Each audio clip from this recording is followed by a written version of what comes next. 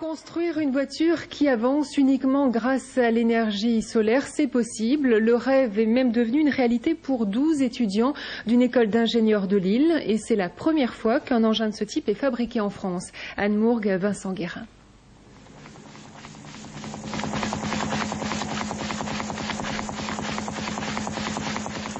Leur projet était un peu fou, le résultat étrange. Voici Hélios, sorte de gros insecte jaune.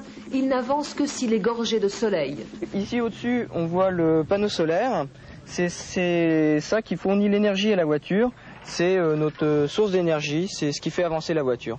C'est notre seul moyen de propulser notre engin. Vous allez à quelle vitesse? On a fait des pointes jusqu'à 130 km/h. Hélios est né de l'imagination de 12 étudiants ingénieurs, plutôt bûcheurs. Pendant 2 ans, en plus de leurs études, ils ont dessiné les plans, conçu le véhicule sur ordinateur, châssis, carrosserie, panneaux solaires.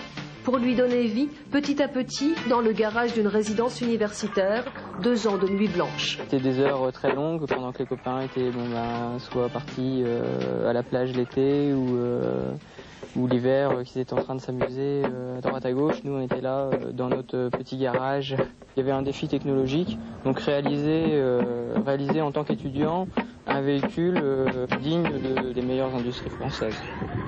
Hélios est maintenant attendu en Australie pour la plus grande course de voitures solaires. Il n'est pas prévu de la commercialiser, pas encore, mais il n'est pas interdit de rêver, d'imaginer qu'un jour on puisse la croiser sur les routes françaises.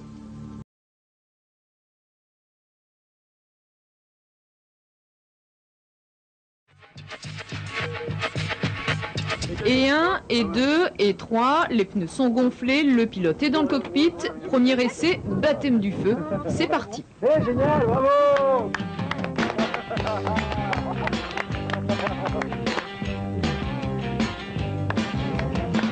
Ah, stressé, mais bon, ça va. Après la première pointe de vitesse, c'est bon, on prend confiance. Descends. Là, par contre, la deuxième étape, un peu plus stressante. Deuxième étape, cette fois avec le panneau solaire, ça devient sérieux. Ligne longiligne pour 227 kg, c'est Hélios, la voiture qui ne marche qu'avec le soleil, entièrement conçue et fabriquée par une bande d'élèves ingénieurs de Lille. Premiers essais ce week-end, sous le soleil bien sûr, et face au vent de Dunkerque, plutôt concluant.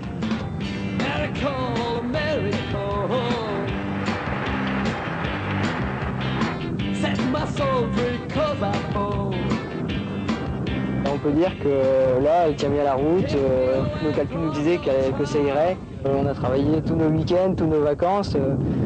C'est vraiment l'aboutissement de notre projet. La joie aujourd'hui, elle est immense, elle est immesurable.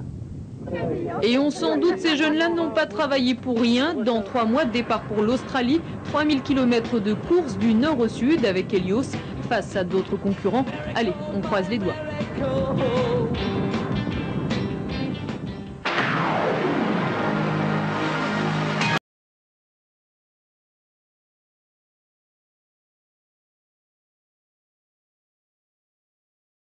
Tout à l'heure au centre-ville de Lille, un véhicule solaire conçu par les étudiants ingénieurs d'HEI. Il s'appelle Hélios et il participera dans 1 mois à une épreuve unique au monde, la traversée de l'Australie, en compagnie d'une 50aine d'autres universités scientifiques.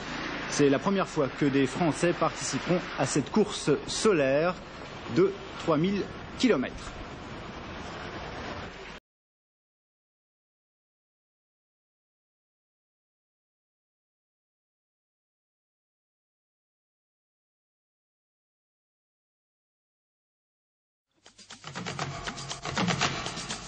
Qu'est-ce que c'était, à votre avis? Je sais pas.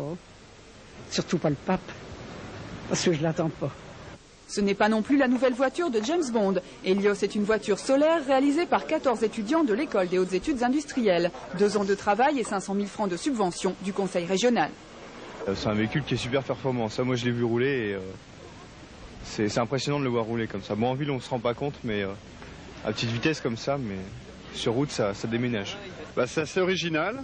J'aurais bien aimé voir ça au soleil, parce que c'est quand même une voiture solaire. C'est un peu dommage que ça se passe sous la pluie, mais bon, il paraît qu'elle va aller faire une course en Australie, c'est ça?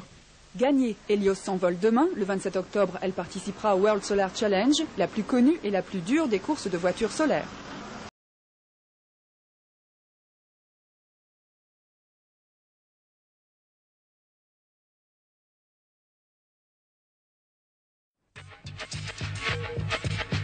Comme elle rend les gens curieux, ils sont forcément nombreux dès que la Beit effectue sa première sortie officielle.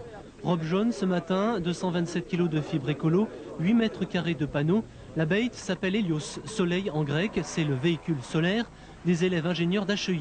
Après 20 000 heures de travail, pas mal de subventions, 5 millions, les étudiants ont conçu ce véhicule qui peut rouler jusqu'à 70 km/h et qui ne doit pas consommer plus qu'un fer à repasser, à condition d'être, bien sûr,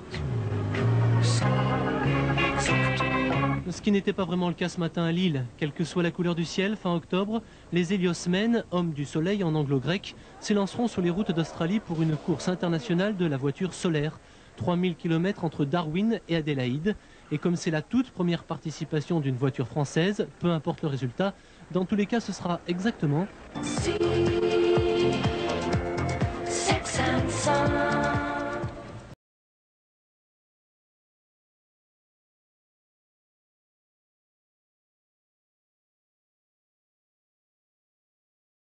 Certainement pas la plus rapide, mais sûrement la plus écologique, puisqu'il s'agit de voitures solaires. C'est une des courses les plus folles du monde. Ces drôles de machines ne consomment pas une goutte d'essence. Leur seule énergie, c'est le soleil. Cette course se déroule à l'autre bout de la Terre, en Australie, un continent que les concurrents doivent traverser du nord au sud. Pas moins de 3000 km, la plupart du temps dans le désert. Mais qu'est-ce qui pousse 47 équipes venues du monde entier, avec pour la première fois 2 équipes françaises, à vouloir se faire des queues de poisson à 40 degrés à l'ombre? D'ici 50 à 60 ans, les réserves de pétrole ne suffiront certainement plus. Alors même si c'est pas pour demain, les constructeurs automobiles s'y intéressent. Mais comment ça marche? Des milliers de cellules convertissent l'énergie du soleil en électricité. Le rendement reste encore faible. En plein soleil, les batteries délivrent une énergie seulement équivalente à un bon vélo moteur. Pourtant, la recherche avance. Aujourd'hui, la Dream Car de Honda atteint 90 km/h de moyenne avec des pointes pouvant aller jusqu'à 134 km/h. Et voilà, lorsque le soleil se couvre, les voitures perdent 50% d'énergie. Et le soir, on arrête tout. Preuve que le véhicule solaire n'est pas encore la voiture de monsieur et madame tout le monde. Ça n'empêche pas les constructeurs d'investir de plus en plus. Cette année, Honda a mis le paquet, plusieurs millions de dollars au total. Sa Dream Car est une véritable Formule 1 solaire. Moteur directement dans les roues, avec cellules et batteries ultra performantes. Une voiture à l'énergie solaire qui gagne, c'est écolo et donc tout bon pour l'image de marque. Alors même si on n'est pas prêt de voir de tels engins sur nos routes, il faut déjà se faire une place au soleil.